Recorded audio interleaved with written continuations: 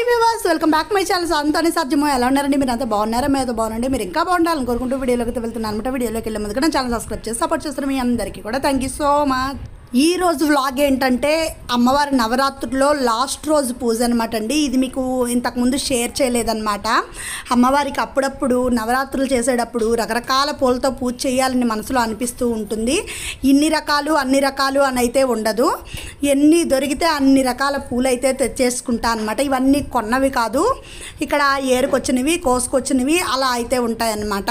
అనేక రకాల పూలు, శంఖం పూలని, ఇంకా గన్నేరులో పింకు, రెడ్, తులసి దళాలు, మారేడు దళాలు, గన్నేరు పూలు, ఇంకా రకరకాల మందారాలు అన్నీ అయితే తెచ్చేసుకుంటాను. ఎన్ని ఉంటే అన్నీ, ఎన్ని దొరికితే అన్నీ, కంటికి కనిపించినవన్నీ తీసుకొచ్చేసి ఇలా రాధాకృష్ణ పూలని ఇలా వేరు చేసేసుకొని, ముళ్ళ గోరింట పూలని, తర్వాత ఇవి రాధాకృష్ణ పూలని, డిసెంబరాల్లో 2-3 రకాలు ఉన్నాయండి, చంద్రకాంత పూలని, అలా రకరకాలుగా తెచ్చి అమ్మవారికి చేస్తూ ఉంటాం అనమాట పూజ. పసుపు పూలు, పసుపు బంతి పూలు అంటారు కదా, రెక్క బంతి, ఆ బంతులతో కూడా చక్కగా పూజ అనేది జరుగుతుంది. చెంగల్వ పూలు, ఇదిగోండి ఈ ఎర్రపు రంగులో ఉన్నవి చెంగల్వ పూలు అనమాట. ఈ పూలన్నిటితో అమ్మవారికి సేవ చేయడము ఎంతో భాగ్యం అనమాట. ఇవిగోండి సన్నజాజులు, వెరజాజులు కూడా దాంట్లోనే ఉన్నాయి.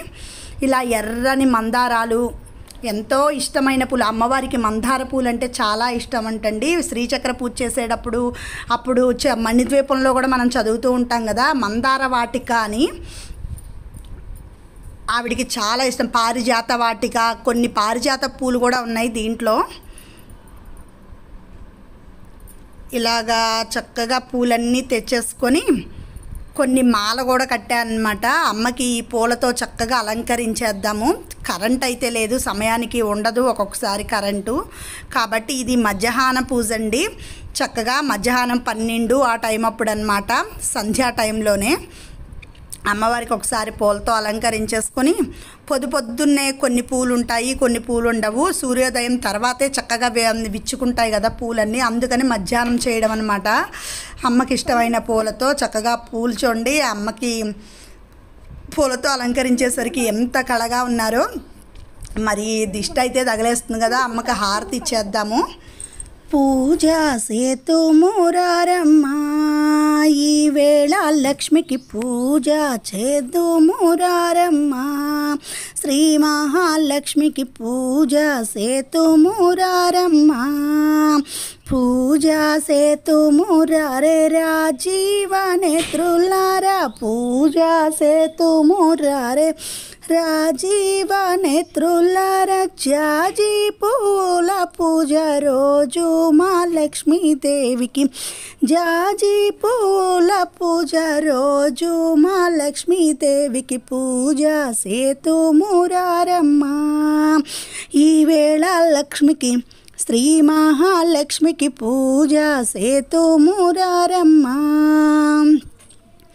తెచ్చైన నిత్యమల్లె ఎర్రాని బొగడి పూలు, తెచ్చైన నిత్యమల్లె ఎర్రాని బొగడి పూలు, పచ్చాని కనకాంబరాలు తెచ్చి మా లక్ష్మీదేవికి, పచ్చాని కనకాంబరాలు తెచ్చి మా లక్ష్మీదేవికి, పూజ సేతుమురారమ్మా, ఈ వేళ లక్ష్మికి, శ్రీ మహాలక్ష్మికి పూజ సేతుమురారమ్మా.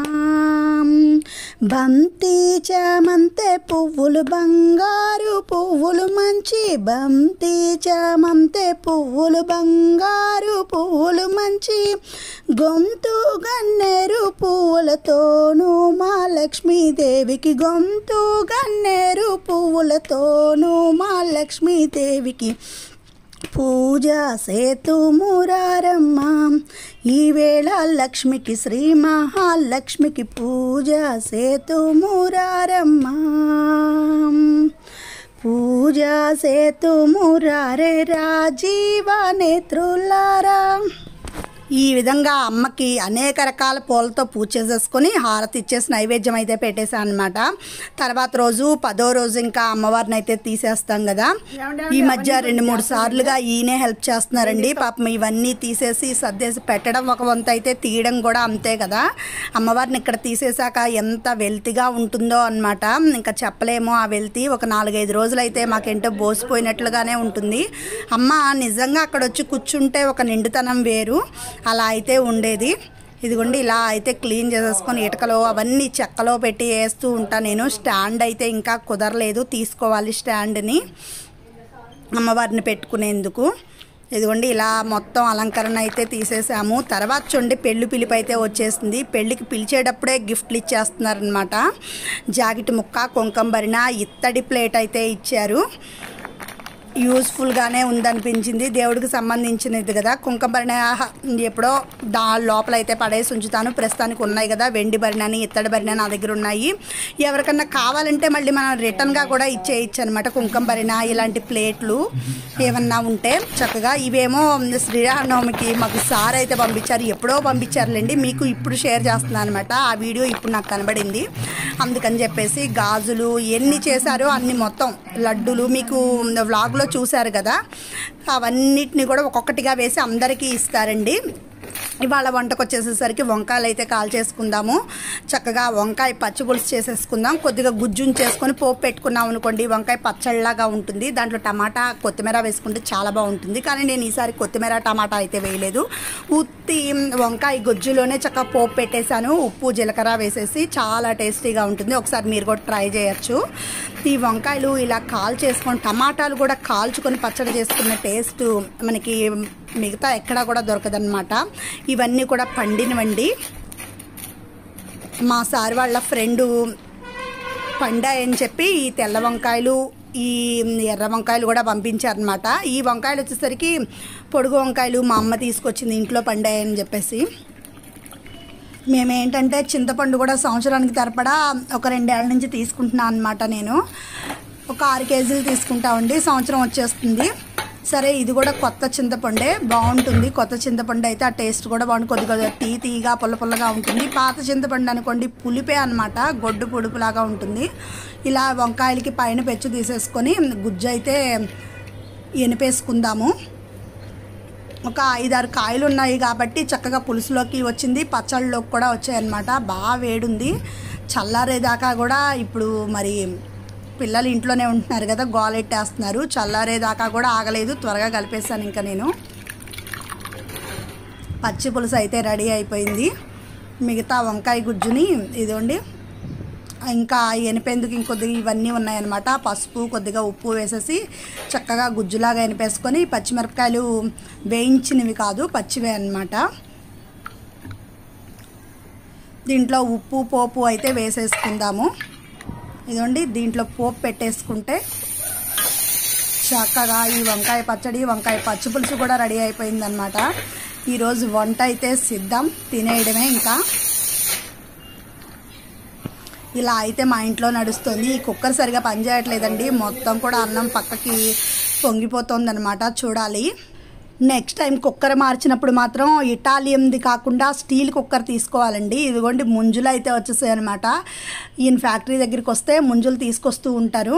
చాలా లేతగా ఉంటున్నాయి, చాలా బాగుంటున్నాయి, చలవ కూడా అని చెప్పేసి పిల్లలకి పంచదార వేసి ఇస్తూ ఉంటాను. మా పిల్లగాడు చూడండి ఏసీ సర్వీసింగ్ చేస్తున్నాడు. లోపలంతా క్లీన్ చేసేసి డస్ట్ అంతా తీసేస్తుంటాడు. ఏదన్నా కొద్దిగా అవతలకి తప్పుకున్నా, నట్లు తప్పుకున్నా బిగిచేస్తాడు వీడే. ఎలక్ట్రీషియన్ వర్క్ అయితే కొద్దిగా చేస్తూ ఉంటాడు అప్పుడప్పుడు. ఇంట్రెస్ట్ అనమాట వాడికి. దాన్ని అంతటిని ఆ మ్యాట్లని క్లీన్ చేసేసాడు, ఇవన్నిటిని సర్దేశాడండి. ఇంకా ఓకేనండి, ఈరోజు వ్లాగ్ వచ్చేసి ఇంతే. వ్లాగ్ కానీ మీకు నచ్చినట్లయితే సబ్స్క్రైబ్ చేసుకోండి, లైక్ చేయండి, షేర్ చేయండి. Thank you for watching. ఇంకా మంచి వీడియోస్తో మీ ముందుకైతే వచ్చేస్తాను అనమాట. నెక్స్ట్ వీడియో మాత్రం తప్పనిసరిగా నేను మా అమ్మ వాళ్ళ ఇంటికి వెళ్ళాను. మా అమ్మ వాళ్ళ ఇంటి దగ్గర ఉన్న నా ఫ్రెండ్స్ యొక్క పేరెంట్స్ మొత్తం వ్లాగ్ సెట్ చేస్తున్నాను, తప్పనిసరిగా చూస్తూ ఉండండి. ఆ వ్లాగ్ అనేది మీకు షేర్ చేస్తాను. దీపం చూడండి మనకి ఎలా కనిపిస్తుందో. భార్యాభర్తలు కూడా అంతేనంటండి. 2 ఒత్తులు ఎలా ఉంటాయో వెలుగుతూ అలా ఉండాలన్నమాట మనం కూడా. కానీ చూడడానికి ఒకట్లానే ఒక వెలుగే కనిపిస్తుంది. Always keep watching.